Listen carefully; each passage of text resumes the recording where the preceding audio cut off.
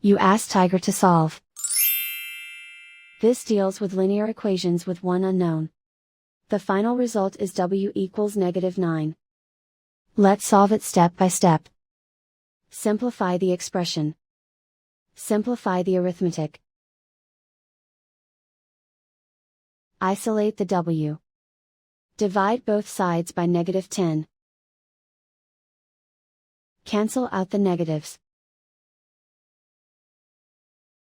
Simplify the fraction. Move the negative sign from the denominator to the numerator.